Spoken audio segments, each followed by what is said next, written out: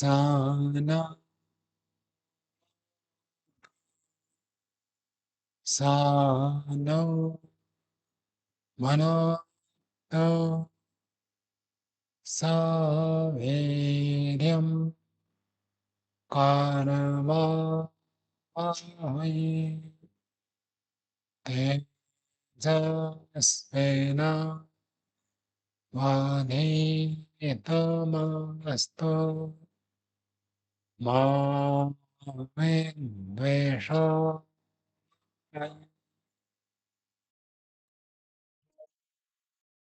शांति शांति शांति।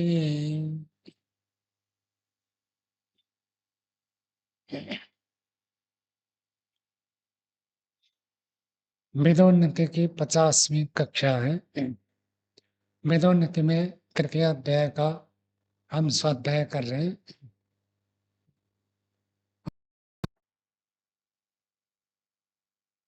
20वें हो गया था, आज 21वें श्लोक से पढ़ेंगे। प्रसंग ये है, कैसिनी नामक राजकुमारी का विवाह का प्रसंग था और उसके विवाह के लिए विरोचन जो का उपस्थित हुए थे और वो अपने आप को सर्वश्रेष्ठ मानते थे। क्षत्रिय थे और थे, दैत्य थे, प्रहलाद के पुत्र थे। तो कैसिनी ने कहा सुधन्वा को भी आने दीजिए। सुधन्वा एक ब्राह्मण विद्वान थे, तो उनके आने के लिए कहा गया। आने तक प्रतीक्षा प्रतीक्षा करने लगे। तो फिर दोनों में बात हुई कि कौन श्रेष्ठ है। विरोचन कहने लगा हम श्रेष्ठ है, हम राजा है, हमारे पास सब धन संपत्ति सारे भूमि का मालिक है। सुधन्वा कहा कि राजा होने पर भी मैं विद्वान हूँ, तुम राजा भले हो, मैं विद्वान हूँ। तुम्हारे पिता मेरे नीचे बैठकर उपदेश देते हैं, तुम भले राजा हो, तुम मेरे से श्रेष्ठ नहीं है। तो प्राय करके चलता ही ये विवाद है, मैं बड़ा हूँ, मैं बड़ा हूँ, मैं श्रेष्ठ हूँ। ये विवाद तो चलता रहता है। एक शास्त्र है जिसमें एक शब्द के अनेक अर्थों के एक शब्द उनका वर्णन किया गया। तो उसमें युद्ध के एक पर्यायवाची शब्द रखा, मम सत्यम।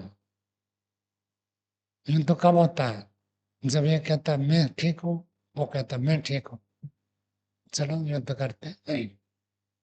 यदि एक बात को ठीक दोनों मान लें तो युद्ध होगा ही। जब परिवार हो चाहे राष्ट्र हो, कहीं भी युद्ध हो रहा है तो उसका कारण ये है, दोनों मानते हैं कि हम श्रेष्ठ हैं अथवा हमारी बात ठीक है, तब युद्ध होता है, नहीं तो युद्ध नहीं होगा। तो विरोचन का कि हम मैं श्रेष्ठ हूँ, सुधन्वा का मैं ब्राह्मण विद्वान हूँ, राजा भी मेरे से उपदेश लेते नीचे बैठकर, तो मैं श्रेष्ठ हूँ। तो जब दोनों में विवाद हो जाए तो तीसरे के पास जाना पड़ेगा। कोर्ट कचहरी का आश्रय इसलिए तो लिया जाता है। पहले राजा लोग सर्वोच्च न्यायाधीश होते थे, आज जैसे चीफ जस्टिस, ऐसे राजा लोग चीफ जस्टिस हुआ करते थे। राजा जो कह दिया बस अंतिम। राजा चाहे तो मंत्री परिषद कह लेगा, नहीं तो स्वयं कर सकता। तो जब विरोचन का ऐसी बात है तो चलो शर्त लगाते हैं। क्या शर्त? मैं घोड़े और जितने सोना चांदी है वो शर्त लगाते, पूछ लेते किसी को कौन श्रेष्ठ है। तो सुधन्वा के पास धन संपत्ति थे नहीं, तो उनका धन संपत्ति की क्या बात है, चलो प्राण को बाजी लगाते हैं। प्राण को बाजी लगाते हैं, कौन श्रेष्ठ है पूछ लो। प्राण के बाजी, प्राण तो सबसे बड़ी कीमत चीज है, धन संपत्ति तो फिर भी छोड़ दे।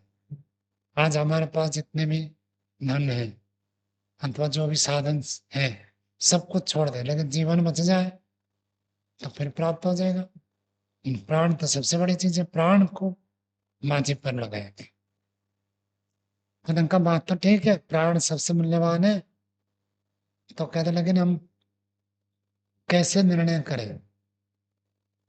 तो विरोचन कहते हैं, विरोचन वाच 21वां श्लोक, आवाम कुत्र गमिष्यावः प्राणयोर्विपणे कृते न तो देवेष्वां स्थाता न मनुष्येषु करे। हम कुत्र गमिष्यावः, हम दोनों कहाँ जाएंगे? कब? प्राणयोर विपणे कृत, प्राण की तो बाजी लगा दी, इन प्राण के बाजी लगाने पर भी हम जाएं कहाँ? विरोचन क्योंकि असुरों का प्रतिनिधि थे और वो खुद दैत्य थे। तो कहा ना तो देवेशु हम स्थाता, देवताओं में मैं स्थाता नहीं हूँ। स्थाता, स्थाता में कौन सा प्रत्यय है? सावंज, स्थाता, पुस्तक देखो, स्थाता कौन सा प्रत्यय है? कौन सा है?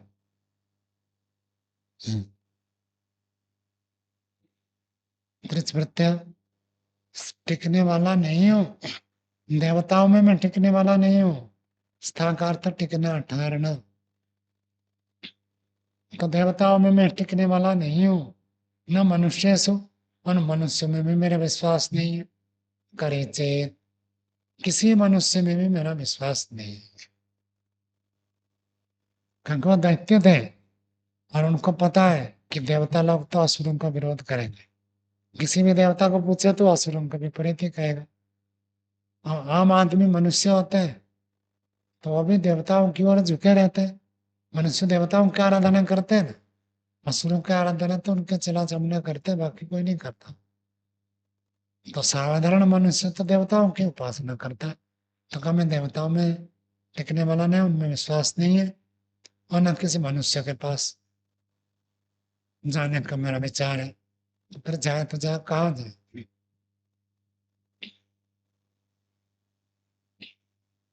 22वां श्लोक पढ़ते हैं, पितरं ते गमिष्यावः प्राणायोर्विपणे कृते पुत्रस्यापि सहितोर्हि प्रह्लादो नानृतं मनेत्। सुधन्या जी को पता था, तो सुधन्या वाच, सुधन्या जी ने कहा पितरम ते गमिष्यावः, तुम्हारा पिताजी के पास जाएगा। देखो, बाजी लगाया प्राण का और न्यायाधीश रख रहे मृत व्यक्ति के पिताजी को। कहते तुम्हारे बाप के पास चलते हैं। प्राणाय और विपणे कृत, प्राण की तो हमने बाजी लगाए, तो प्राण के शर्त कृते, विपणे कृते, शर्त करने पर हम तुम्हारे पिताजी के पास चलते हैं। और सुधन्या जी क्या करे, पुत्र से भी स हेतु ही, पुत्र के हेतु से भी प्रहलाद बने। विरोचन प्रहलाद जी के पुत्र थे। तो कहे विरोचन, तुम ये मत समझो कि तुम्हारे पिताजी तुम्हारे पक्ष में दे देंगे। मुझे इतना पता है वो झूठ तो नहीं बोलेंगे। मैंने तुम उसके पुत्र हो और पुत्र के मोह में आकर वो झूठ नहीं बोलेंगे। तो वहां तक चलो। तो विरोचन को तो खुश होना ही था। तो दो व्यक्ति का विवाद हो जाए। एक बार रोजोड़ में वानप्रस्थ आश्रम में उपासना के समय जब आदि करना चाहिए नहीं करना चाहिए, इसके ऊपर शास्त्रार्थ हुआ था। एक हरिश्चंद्र जी है जो अमेरिका में रहते हैं, वो आधुनिक शिक्षित है, इंजीनियर है। तो पीएचडी भी किया हो, दर्शन आदि खुद स्वाध्याय किए। उनकी मान्यता था कि उपासना के समय चुप बैठना है, कुछ नहीं करना। ओम का भी चिंतन नहीं कर सकता, गायत्री का भी चिंतन नहीं करना, कुछ नहीं करना।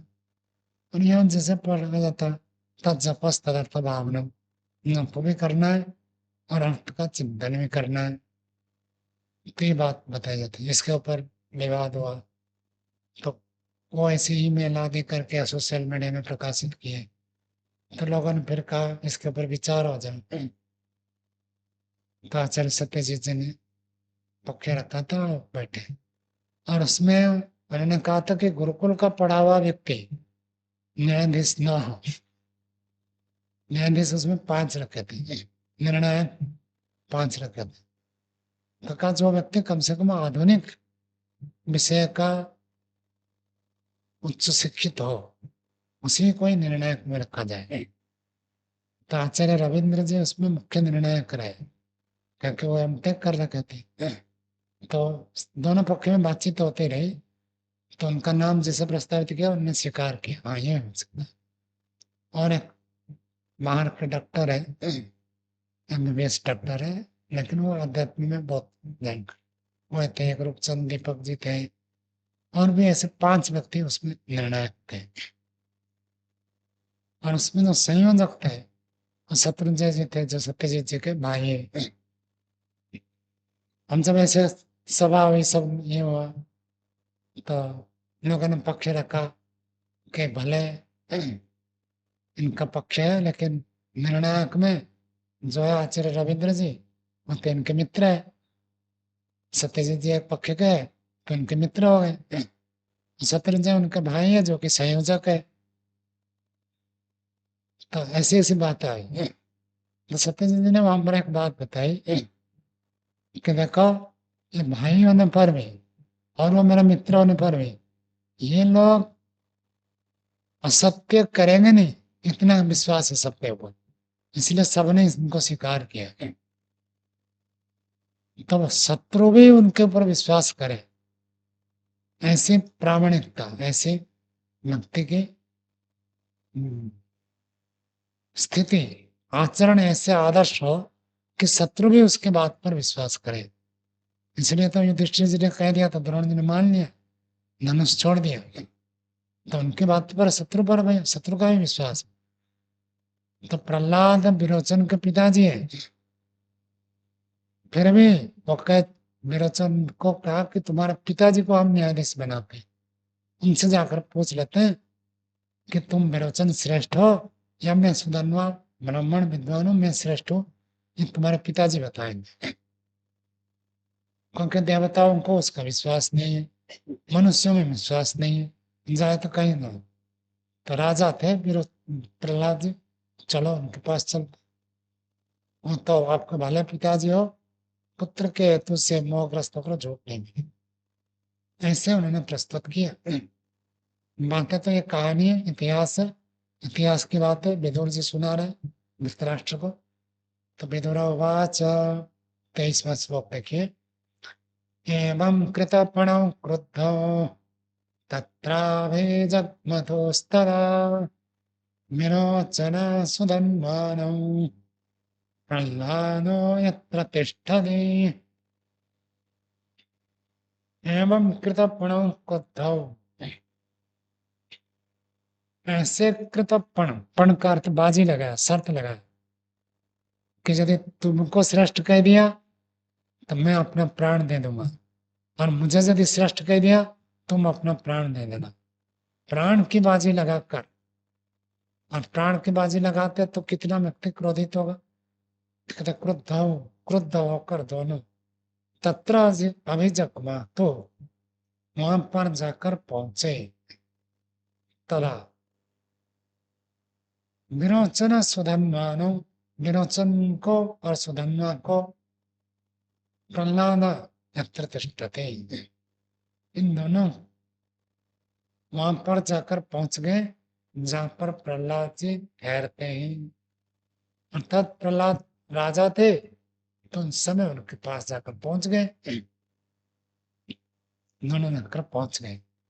प्रहलाद जी को बड़ा आश्चर्य हुआ। क्या आश्चर्य हुआ, अगले श्लोक में बता रहे। प्रहलाद उवाच इमौ त सम्प्रदिश्येते याभ्यां न चरितं सा आशीर्भिषाविव क्रुद्धौ एकमार्गाभियागतौ इमौ तौ सम्प्रदृश्येते, इन जो दोनों विरोचन और सुधन्वा, इन दोनों संप्रदृश्यते, सम्यक रूप से प्रकर्ष रूप से दिखाई पड़ते हैं। याभ्याम न चरितम सा, जिन दोनों का साथ साथ आचरण, साथ साथ विचरण, साथ साथ कहीं जाना आना कभी भी नहीं देखा था। कौन? प्रहलाद जी कह रहे, सोच रहे, तुम दोनों तो कभी साथ में रहते नहीं थे, क्योंकि आपस में वैरभाव था, दोनों एक दूसरे के दुश्मन जैसे थे, तो साथ साथ में तो कहीं विचरण करते ही नहीं थे, तो दोनों एक साथ कैसे आए? आशी विषो इव क्रुद्धो, और सांप का जहर जैसे भयानक सांप, आशी विषो इव, भयंकर विषधारी सर्प के समान। क्रुद्ध दोनों मत क्रोधित हो, एक मार्ग विहागतो, एक मार्ग से चलकर आए, साथ साथ कैसे आ गए?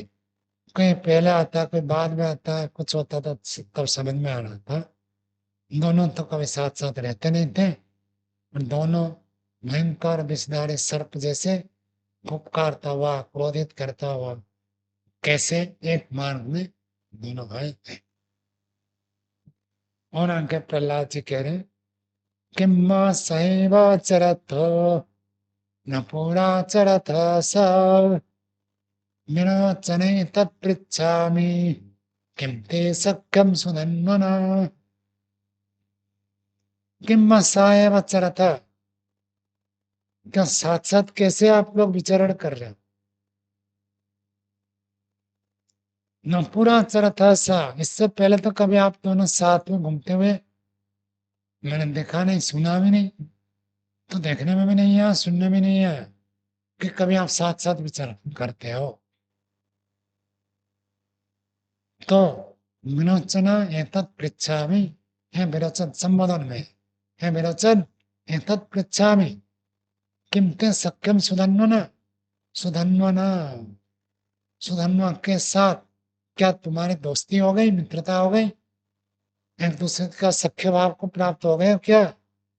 क्योंकि पहले कभी मिलकर नहीं चलते थे, अब मिलकर दोनों आए, तो क्या ये आपका मित्र बन गया? ऐसे उन्होंने प्रश्न किए।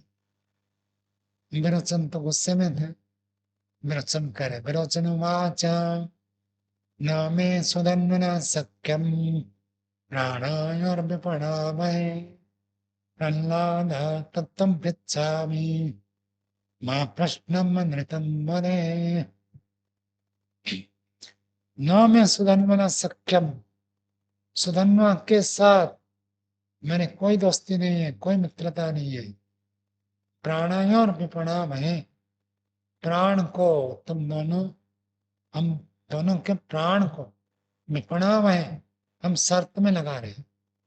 उत्तम पुरुष द्विवचन का प्रयोग है। विपणाम है, पणम व्यवहार स्तुतो धातु है, प्रणाम है, हम प्राण को शर्त में लगाए, माजी लगा कर आए। तो विरोचन जी पहले बता देते, ताकि पिताजी को सावधान हो जाए, यदि मेरे विपक्ष में आप उत्तर दोगे तो मेरा प्राण जाएगा। तो पहले ही बता दिया, हम दोनों प्राण की बाजी लगा कर आए हैं। और प्रहलाद तत्व पृच्छा, देखो पिताजी का नाम लेकर बोल रहे हैं, प्रहलाद तत्व पृच्छा। मैंने ऐसे प्राचीन परंपरा में ऐसा लगता नहीं है कि पिताजी को नाम लेकर कोई बोले। तो प्रहलाद तत्व पृच्छामि,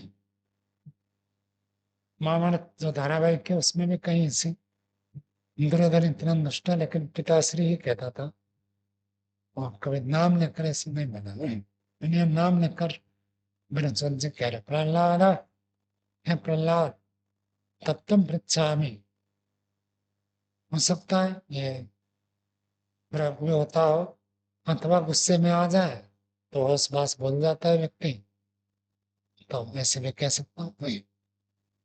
तत्व पृच्छामि, तुझे ठीक ठीक पूछता हूँ, माँ प्रश्नम अनृतम बने, तत्व पृच्छा, तत्व प्रश्नम पृच्छामि, ठीक ठीक प्रश्नों को पूछता हूँ, माँ अनृतम बने हैं, झूठ नहीं बोलना है।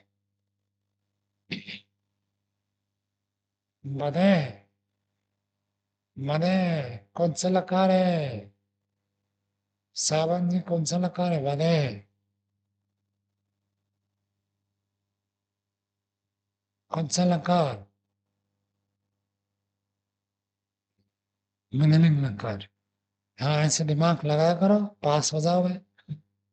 जागरूक रहना है, सारा उपस्थित हो जाएगा तो कुछ भी पूछे बता दूंगा। विकलिंग लकार है। और विकलिंग लकार का क्या अर्थ होता है?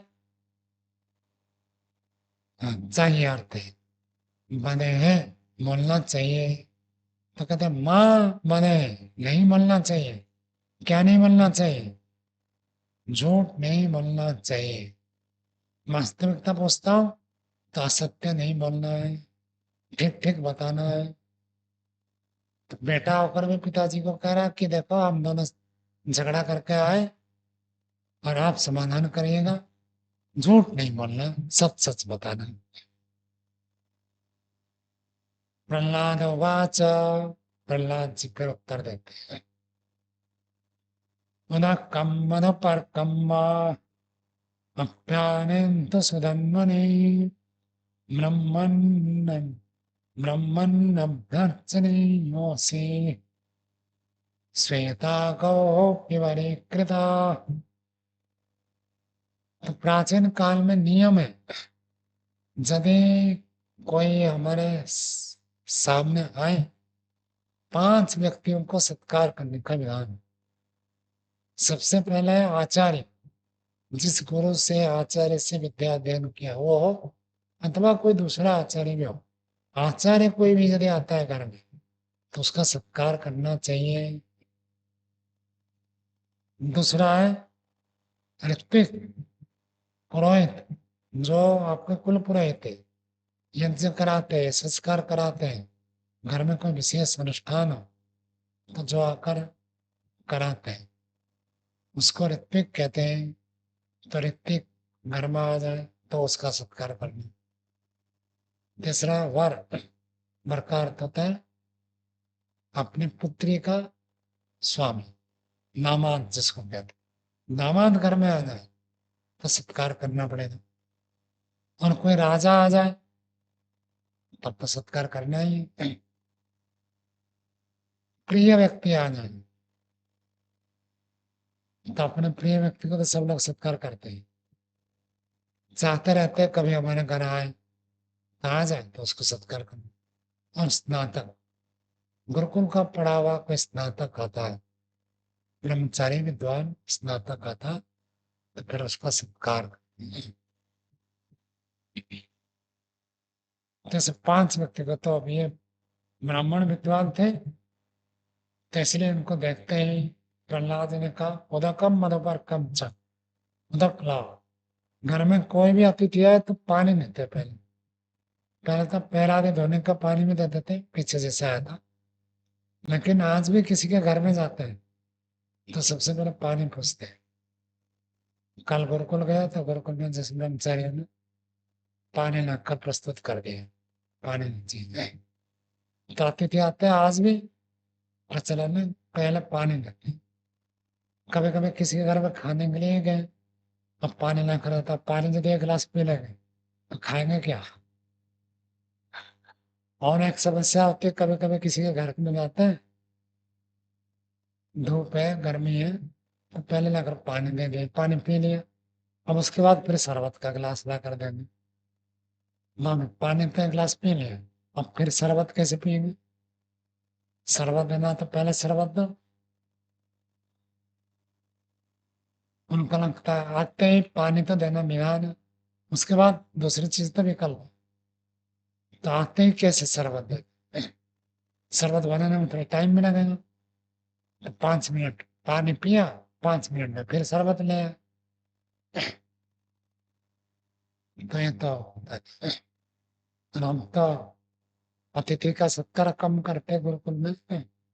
भोजन के समय आ गए तो भोजन करो, नहीं बीच में आ जाओ तो कुछ फिर खिलाते पिलाते थोड़े आए तो नमस्ते करते, ठीक है भाई अभी आ गए, 7 बजे भोजन होगा, 7 बजे तक रहो आप, पानी पिला देते हैं। बाहर रख कर लोग कर। लेकिन कोई ऐसे व्यक्ति कभी आ जाए तो अतिथि सत्कार। दर्शन महाविद्यालय में मैं जब ब्रह्मचारी था पढ़ता था, मुझे लगता था ऐसा अतिथि सत्कार और कहीं नहीं है। कोई भी अतिथि आए आचार्य जी का ये नियम था, कोई भी व्यक्ति कभी भी, क्योंकि उस समय तो नगर तो था नहीं, बिल्कुल एकदम खेत के अंदर था, और वहां के आसपास के लोग कोई होते नहीं थे, या तो बस में आएंगे या तो कार करके, कार में तो कम ही लोग आते थे उस समय, बस में आएंगे उतर कर, कोई कोई टैक्सी करके आता था। तो अहमदाबाद से आएगा, 2 घंटे की यात्रा, किसी भी समय में के अतिथि आ जाए तो उसको कुछ ना कुछ खिलाना है, ये नियम था। नाश्ता नाश्ता का समय वहाँ 8 बजे होता था, 8 से पहले तो कोई आएगा नहीं, 8 से 12 के बीच में आ जाए, तो 11:30 तो भोजन होता है, 8 से 11 के बीच में आए, 10:30 के बीच में आ गए तो उसको नाश्ता करेंगे।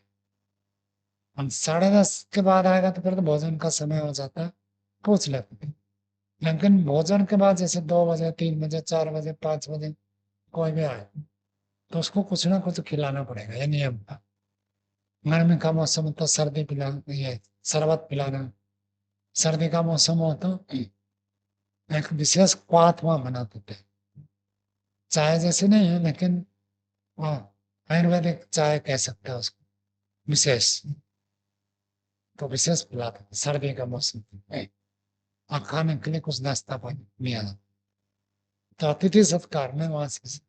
लेकिन जब मैं फिर चोटीपुरा गुरुकुल गया, उनके वार्षिक उत्सव था, एक बार ऐसे आचार्य प्रद्युम्न ने जा रहे थे तो हमको भी ले गए थे साथ में, लेकिन उनका अतिथि सत्कार देखा, मैंने कहा तो दर्शन उसमें बढ़ गए, इतनी चीजें उन्होंने रखी थी कम से कम। ऐसे तो आचार्य जी प्रद्युम्न जी विद्वान के रूप में गए थे, होना चाहिए, लेकिन वो मैंने हिसाब से कम 10 चीजें रखी थी। आप कह नहीं सकते कि मुझे अनुकूल नहीं है मैं नहीं खाऊंगा, एक नहीं तो दूसरा विपरीत, कोई चीज कप कारक हो आप कहोगे तो कप करता भी नहीं खाऊंगा, तो उष्ण कारक चीज मिल जाएगी। फल ही कितने प्रकार के रखे थे, ड्राई फ्रूट्स कितने प्रकार के रखे थे, और पका हुआ खाना रखे थे, तरल पदार्थ भी रखे थे, इतने प्रकार रखे थे, मन तो बड़ा आश्चर्य हुआ कितना सारा रखे थे। और हम लोग कैसे बिना भोजन के सुबह सुबह ही निकले थे, 4 बजे या 5 बजे निकले थे सुबह, 10 बजे के आसपास पहुंचे थे। प्रातरस बढ़िया से हुआ, और भोजन तो 1-2 बजे हुआ, तब तक तो अतिथि सत्कार ये बड़े विशेष। तो प्राचीन काल में ऐसे था, कोई आते तो पहले पानी देते थे, फिर मधुपर्कम, विवाह संस्कार में भी मधुपर्क होता है, और कई कई अन्य संस्कार में भी मधुपर्क का विधान है। तो मधुपर्क कहते हैं दही में शहद डालकर उसको खाने के लिए देना, ये सबसे बढ़िया शुभकारी भी माना जाता है, पौष्टिक भी माना जाता है, दही में शहद डालकर देना। विवाह के समय पहले वधु जो वर को दे तो पहले यही खिलाते मधुपर्क, तो कोई भी अतिथि आए तो यही खिला सकते हैं, बढ़िया दही यदि आपके पास ताजा दही हो, दही लोग सब फ्रिज में रख देते हैं, इतना ठंडा होता है खाने योग्य नहीं है, माँ रखेंगे तो खट्टा हो जाता है, तो इसलिए फ्रिज में रख देते हैं। खट्टा तो ठंडा तो नहीं लेता, एकदम से ठंडा हो जाता है, ठंड फ्रिज की चीजें खाए। हाँ, जिनकी तीव्र अग्नि है, भूख अधिक तीव्र है, खा सकते हैं, उनको कोई फर्क नहीं पड़ेगा। मधुपर्कम व अपने आनंद तो सुधन बने, तो वो तो राजा थे प्रहलाद जी, तुरंत राजा लोगों को तो एक आदेश देना होता है, तो पानी आ गया, मधुपर्क आ गया सुधन्वा जी के लिए, और कहते ब्राह्मण अभ्यर्चनीय, ये ब्राह्मण ब्राह्मणों अभ्यर्चनीय, अभ्यर्चना के योग्य, अर्थात अर्चना पूजा सत्कार के आप योग्य हो, हम अभ्यर्चनीय मसी श्वेता गौ हो, कृता, श्वेता गौ सफेद गाय, पिबरी कृता, पिबरी का अर्थ पुष्ट, तो हृष्ट पुष्ट गाय, गाय भी बैठते रहते, कोई ब्राह्मण आ जाए राजा के पास तो राजा एक गाय तो ऐसे ही भेंट कर देता है बिना मांगे। तो उस समय कैसी प्रथा थी, तो कोई ब्राह्मण विद्वान स्नातक ऋत्विक आचार्य आ जाए तो गाय उसके लिए दे देते थे। ये सब ठाट बाट दिए। ऐसे ही आप लोगों को जरा स्मरण, महाभारत धारावाहिक में श्री कृष्ण जी शांति दूत देकर आए थे, तो उनको कैसे प्रसन्न कराया जाए, क्या उपहार दिया जाए, ये सब सोच रहे थे धृतराष्ट्र जी। विदुर जी ने कहा उपहार के लिए उनको नहीं है, तो शांति प्रस्ताव के लिए आ रहे हैं, उपहार कुछ भी दो वो संतुष्ट नहीं होंगे। उनको तो चाहिए उनके प्रस्ताव को स्वीकार करो, जो शांति प्रस्ताव रखना चाहते हैं।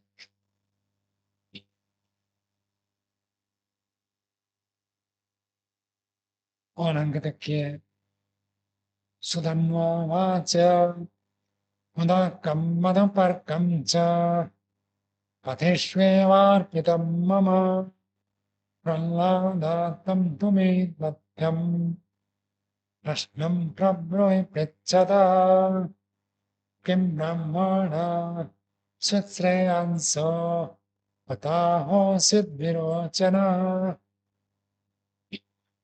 सुधन्वा जी कहने लगे, मुदकम मदपर्कम च, ये पानी और मधुपर्क की बात रहने दीजिए। पथिषु एव अर्पितम मम, मार्ग में ही ये अर्पित हो गया, अर्थात रास्ते में आते ही हमने इसको ग्रहण कर लिया, ऐसे समझ लीजिए। हम जिस प्रयोजन के लिए आए उस प्रयोजन के लिए, कहना फोन करते तो सीधा बात करते, लेकिन सामान्य शिष्टाचार होता है कुशल मंगल पूछना होता है, तो फिर पूछते काम की बात करते। किसी के घर में गए तो सीधा थोड़े उसके साथ काम की बात करते, अब कैसे है, कुशल मंगल है, कैसे चल रहे हैं, सब पूछते हैं। फिर कहते हैं हम इस प्रयोजन के लिए आए। लेकिन सामने वाला जब उतावला हो तो उसको ये आपका सत्कार आदि पसंद नहीं है, तो आप उसको पूछो आप कैसे हैं, कैसे वो, आप पूछोगे आप कैसे, कहेगा वो कैसे हो, तो तुमने बिगाड़ रखा है, तुम्हारा कारण है तो सब परेशानी है। उसको फिर इसके लिए तो आया हो और तुम पूछते हो, तो वो गुस्से में होता है तो ऐसे फिर निकलेगा उसको।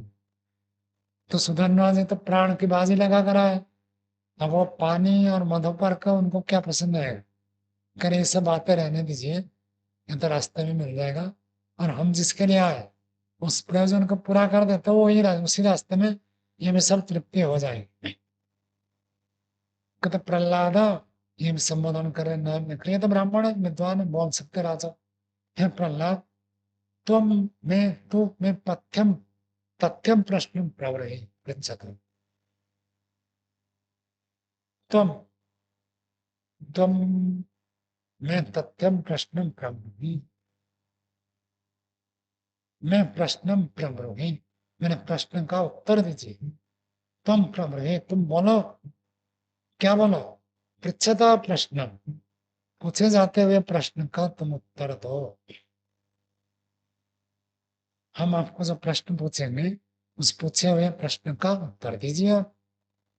किम ब्राह्मणा स्वित श्रेयांस, सीधा प्रश्न पूछते हैं, ये बताओ कि ब्राह्मण श्रेष्ठ होते हैं अथवा सिद्ध विरोचन, अथवा कोई राजकुमार। राजकुमार भी बोल नहीं सकता, सीधा कहते विरोचन। आप बता दो ब्राह्मण श्रेष्ठ होते हैं या तुम्हारा बेटा विरोचन श्रेष्ठ है, वास्तव में श्रेष्ठ कौन होता है ये बताओ।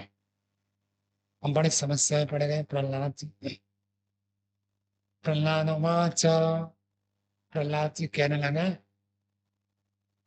पुत्रो एक मम ब्रह्मन् तं च साक्षात् इह स्थितः तयोर्मिमानतः प्रश्नम् कथमस्मन्मिनो मनेत्।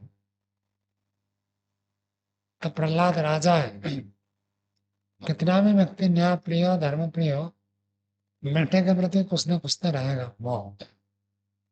तो पहले ही प्रश्न सुनकर हड़बड़ा गए और हड़बड़ा कर कहने लगे, थोड़ा बात सुनो, मेरा एक ही बेटा है विरोचन और तुम दोनों प्राण की बाजी लगा कर आए हो। यदि बेटे के विपरीत कह दूंगा बेटा गया, और बेटा मेरा एक ही है, राज्य संभालने के लिए और कोई है नहीं। पुत्रो एक मम ब्रह्मन, इसलिए एक बेटा हो तो व्यक्ति बड़ा क्या कहते हैं उसको, संशय में रहता है, बहुत भयभीत रहता है, क्योंकि उस बेटे के ऊपर उसका पूरा भविष्य निर्भर करता है।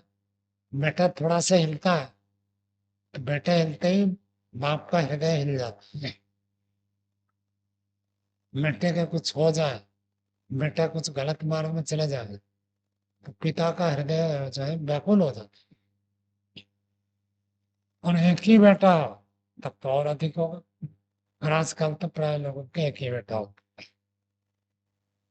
पहले तो लोग दो दो चार चार पांच पांच, पांच तो सामान्य था, चार पांच बच्चे तो सामान्य, भाई बहन चार पांच तो सामान्य थे। क्या कहते पुत्र एको मम ब्रह्मन, हे ब्रह्मन हे ब्राह्मण, ये मेरा एक ही बेटा है। साक्षात यह उपस्थित, और तुम से साक्षात, और तुम सामने खड़े हो। पीछे आ गया होता तो इधर उधर करके हेर फेर किसी को कर दे, किसी को कुछ कह दे कि बाद में बताएंगे, ये करेंगे वो करेंगे, बात को कुछ टाल भी सकते थे। और तुम सामने खड़ा, अर्थात तुम एक विद्वान हो, तुम ब्राह्मण हो विद्वान हो, तुम मेरे सामने खड़े हो। तयोर विवादिता प्रश्न, और तुम दोनों का ही विवाद का प्रश्न है। एक तरफ खुद मेरा बेटा है, दूसरी तरफ साक्षात आप ब्राह्मण विद्वान हो, और आप दोनों का ही विवाद का प्रश्न है। कथम अस्मत् विदो वदेत्, कैसे अस्मत् विदा, अस्मत् विदा क्या अर्थ हो जाएगा मनोज जी? अस्मत् विदा, हमारे जैसे व्यक्ति, मेरे जैसे व्यक्ति इसको कैसे समाधान करें? मने ऐसे संशय में आकर खड़े हो। तो प्रहलाद जी आकर धर्म संकट में पड़ गए। एक तरफ अपना बेटा, दूसरी तरफ एक ब्राह्मण, ब्राह्मण को कहे तो बेटा बनेगा, बेटे को कहे तो ब्राह्मण की हत्या होगी। तो बड़े संकट में आ गई। क्या आप दोनों विवाद करके मेरे पास है, मैं कैसे करूं, मैं कैसे इसका उत्तर दूं? आगे सुधन्वाच गां प्रददत्, प्रदद्यात् स्वरसाय, यद्वा अन्यत् स्यात् प्रियं धनम्, द्वयोर्विवदस्तोस्तथ्यं मच्चं च मतिमस्मया न प्रदद्यात्। तो निरुक्त जो आरंभ होता है गा शब्द से आरंभ होता है। तो गा, गा शब्द का अर्थ इंद्रिया भी होती है, गा शब्द का अर्थ गौ भी होती है, गा शब्द का अर्थ वाणी भी है, गा शब्द का अर्थ पृथ्वी भी है। तो पृथ्वी नाम में पड़ा, तो कहते गाम प्रदद्यात् और साय, अर्थात तुम तुम्हारे बेटे को बेटा मानते हो तो बेटे के लिए पूरा राज्य दे दो, तो राज्य देता है। अन्य स्यात् प्रियम धनम, अन्य स्यात्, अथवा कोई और प्रिय धन यदि आप समझते हो, सोना चांदी कुछ देना है, राज मुकुट कुछ प्रिय मानते हो, तो वो आप अपने बेटे के लिए दे दो। और विवाद, विवाद विवाद तो दो विवाद करते हुए का तथ्यम मच्यम, तो जो व्यक्ति विवाद करके आए उनका तथ्यम सत्यम, तथ्य का अर्थ होता है तथा, तथा का भाव तथ्यम, तथा का क्या अर्थ होता है? सावध तथा, तथा मतलब क्या? यथा, यथा मतलब जैसे, तथा मतलब वैसे, तो वैसे ही बताओ जैसे वो ठीक है। तथ्यम का अर्थ यथार्थम, ठीक ठीक, उचित। तथ्यम वाच्यम, वाच्यम बोलना चाहिए, नित प्रत्यय। तथ्यवान तथ्यम वाच्यम च मतिमन भया, है मतिमन। सुधन्वा जी प्रहलाद जी को संबोधन करें, तुम तो मतिमान हो, तुम तो एक पढ़े लिखे हो, भले राजा हो, क्षत्रिय हो, लेकिन तुम्हारे पास अच्छी बुद्धि है तो या तथ्यम बच्चम, तुम्हारे दोनों तो सत्य ही बोलना चाहिए। नौ व्यक्ति जब विवाद करके आए तो सर्वोच्च, जैसे सुप्रीम कोर्ट सबसे ऊंचा, सुप्रीम कोर्ट के आगे और कुछ नहीं। जैसे आज भारत में सुप्रीम कोर्ट ने निर्णय दे दिया तो आपको मानना बाध्य है, और सुप्रीम कोर्ट के विरोध में आप केस नहीं कर सकते। नहीं, उसको आप पुनर्विचार के लिए कह सकते हो।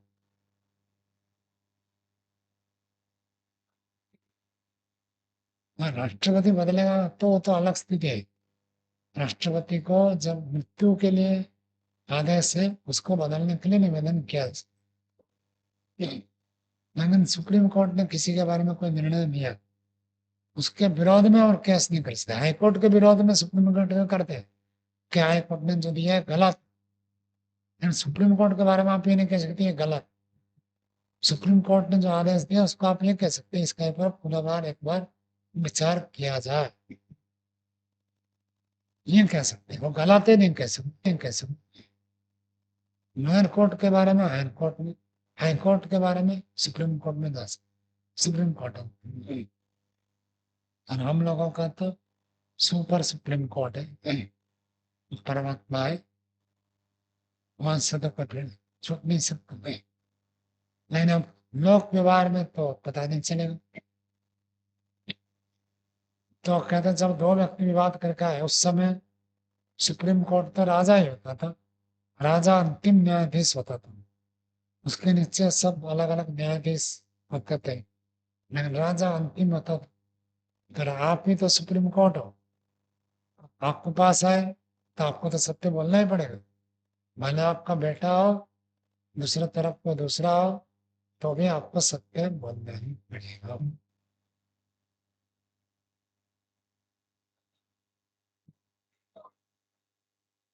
आदेश दे सकते हैं ना, वो मान्य नहीं कर सकते। उसको कह सकते हैं, सुझाव दे सकते। सुझाव तो ठीक है, जो लड़ने के आधार पर करना हो तो राजा के हाथ में है। ब्राह्मण की बात माने न माने और उसके हाथ में। मान भी सकता है, नहीं भी मान सकता।